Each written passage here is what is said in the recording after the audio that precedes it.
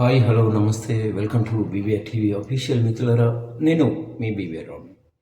మాజీ క్రికెటర్, మాజీ team India captain Mohammed Azharuddin ప్రస్తుతం తెలంగాణ మంత్రిగా కొనసాగుతున్నారు. సో మీ అందరికీ తెలిసిందే, మంత్రిగా ఎన్నికైన తర్వాత 6 నెలలలోపు ఏదో ఒక సభలో సభ్యుడై ఉండాలి. అది శాసనసభ, శాసన మండలి ఏదైనా సరే. ఇప్పుడు శాసనసభలో సభ్యుడు కావడం చాలా కష్టం, ఎందుకంటే అవకాశం లేదు. ఇప్పుడు ఎమ్మెల్యే ఎలక్షన్స్ కూడా లేవు. సో ఖచ్చితంగా శాసన మండలి సభ్యుడు కావాలి, ఎమ్మెల్సీ కావాలి. ఆల్రెడీ ఇప్పుడు గవర్నర్ దగ్గర ప్రొఫెసర్ కోదండరాం అలాగే అజరుద్దీన్ ఫైల్స్ పెండింగ్లో ఉన్నాయి.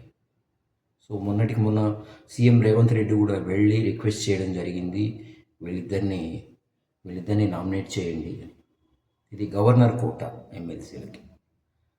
సో ఇప్పుడు ఈ నెల 30 నెలాఖరికి అజరుద్దీన్ టైం అయిపోతుంది, 6 నెలలు. సో ఖచ్చితంగా ఎన్నికవ్వాలి. అయితే ఇప్పుడు తెలుస్తున్న విషయం ఏంటంటే, కోదండరాం ఫైల్ యాక్సెప్ట్ చేస్తారు గవర్నర్.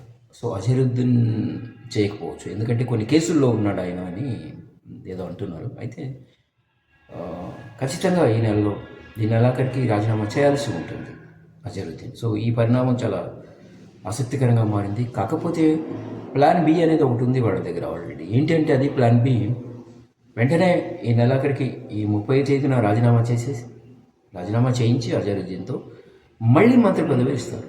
అంటే ఇంకొక 6 నెలల సమయం వాళ్ళకి దొరుకుతుంది టెక్నికల్గా. సో ఇది కూడా ఆలోచిస్తున్నారట. మరి చూడాలి, గవర్నర్ ఆమోదిస్తారా, రికమెండ్ చేస్తారా, లేదా మళ్ళీ ప్లాన్ బి ప్రకారం అజరుద్దీన్ రాజీనామా చేసి తిరిగి మంత్రి ఇవ్వాలా ఏంటి అన్నది తెలిసిపోతుంది. సో దానికి